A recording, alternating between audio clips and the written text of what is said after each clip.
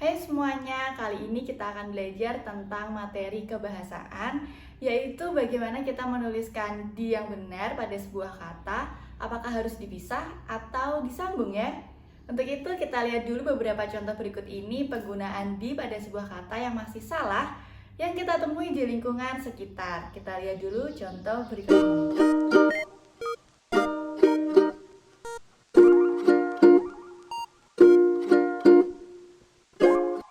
Nah, itu tadi contoh penggunaan di pada sebuah kata yang masih salah. Sebetulnya penggunaan di itu merujuk kepada ejaan yang disempurnakan atau EYD. Lebih lanjutnya kita simak penjelasan berikut ini. Nah, penulisan di ini dibagi menjadi dua. Yang pertama di sebagai imbuhan atau bahasa linguistiknya yaitu afiks. Selanjutnya di sebagai kata depan atau preposisi. Untuk menuliskan di sebagai imbuhan, harusnya penulisan ini disambung. Namun, jika menuliskan di sebagai kata depan, penulisan di seharusnya dipisah. Selengkapnya, mari kita simak penjelasan berikut ini. Bagian ini kita akan membahas tentang di sebagai imbuhan atau afiks. Imbuhan adalah kata tambahan yang diletakkan pada kata dasar. Kali ini kita belajar imbuhan di sebagai awalan atau prefiks. Penggunaan di sebagai imbuhan awalan ini penulisannya yaitu jika di diikuti oleh kata kerja, maka penulisannya harus disambung. Apa sih kata kerja itu? Kata kerja yaitu menyatakan suatu tindakan, keberadaan maupun pengalaman. Contohnya ada minum, jual, buang, dan cuci. Jadi ingat, jika diikuti oleh kata kerja, penulisannya harus disambung. Imbuhan di sebagai awalan ini memiliki fungsi sebagai kata kerja pasif. Untuk memastikan penulisan di tersebut disambung atau dipisah, ingatlah, jika kata tersebut bisa dirubah menjadi kata kerja aktif, maka penulisannya harus disambung. Contohnya, diminum bisa berubah menjadi meminum, maka penulisannya harus disambung. Tapi di Semarang tidak bisa kan dirubah menjadi mensemarang, jadi penulisan di Semarang harusnya dipisah. Contoh lain yaitu diminta dan diangkat. Minta dan angkat adalah kata kerja, sehingga penulisan di harusnya disambung. Masih bingung ya? Yuk kita simak penjelasan berikut ini. Pada bagian ini akan menjelaskan penulisan di sebagai kata depan atau preposisi. Nah, kata apa saja yang termasuk kata depan? Ada di, ke, dari, oleh, dan sebagainya. Namun kali ini kita akan belajar kata depan di. Lalu maksud dari di sebagai kata depan yaitu diikuti selain kata kerja seperti nama tempat, waktu, penunjuk lokasi, nama orang, dan lain sebagainya. Sehingga penulisan di seharusnya dipisah. Contohnya yaitu taman. Taman merupakan nama tempat. Lalu ada sini. Sini merupakan penunjuk lokasi.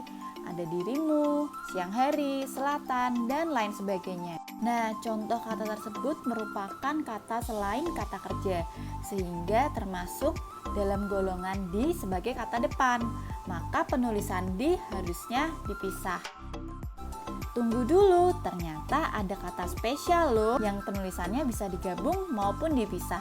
Salah satunya ada kata balik. Kata dasar balik jika ditulis dengan di bisa disambung maupun dipisah. Jika menuliskan kata dasar balik dengan disambung, berarti kata tersebut memiliki fungsi sebagai imbuhan atau awalan.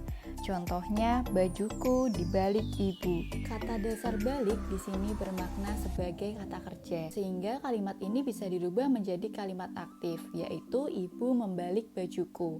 Maka penulisan dibalik dengan disambung seperti ini sudah benar. Selanjutnya penulisan kata dibalik dengan dipisah juga benar loh, karena kata dasar balik berfungsi sebagai penunjuk lokasi. Contohnya ada udang dibalik batu. Dalam kalimat ini dibalik bermakna sebagai menunjukkan lokasi udang yang ada di balik batu. Hingga penulisan dibalik dengan cara dipisah juga benar loh. Wah, pasti kamu sudah mulai paham kan? Jadi, untuk memahami materi ini kuncinya ada dua, Yang pertama, kata kerja. Jadi, kamu sudah harus bisa membedakan mana yang merupakan kata kerja, mana yang bukan kata kerja. Maka, jika diikuti oleh kata kerja, penulisannya harus disambung. Namun, jika diikuti selain kata kerja, penulisannya harus dipisah. Yang kedua, pahami kalimat. Maksudnya, kamu sudah harus paham makna dari kalimat tersebut. Apakah penulisan di ini bermakna sebagai imbuhan atau awalan, sehingga penulisannya harus disambung, atau penulisan di tersebut bermakna sebagai kata depan, sehingga penulisannya harus dipisah. Mudah bukan? Untuk itu, yuk kita coba latihan soal berikut ini. Penulisan di atas harusnya dipisah, karena kata dasar atas merupakan penunjuk lokasi dan bukan kata kerja. Penulisan dilarang seharusnya disambung, karena kata dasar larang merupakan kata kerja. Penulisan di Jakarta seharusnya dipisah, karena Jakarta bukan kata kerja, melainkan nama tempat. Selanjutnya, perhatikan kalimat berikut ini.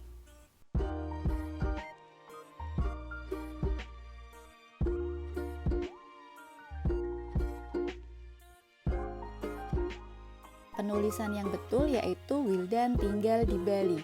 Penulisan di Bali seharusnya dipisah karena Bali bukan kata kerja melainkan nama tempat. Penulisan dikirim seharusnya disambung karena kata dasar kirim merupakan kata kerja. Yuk perhatikan poster berikut ini.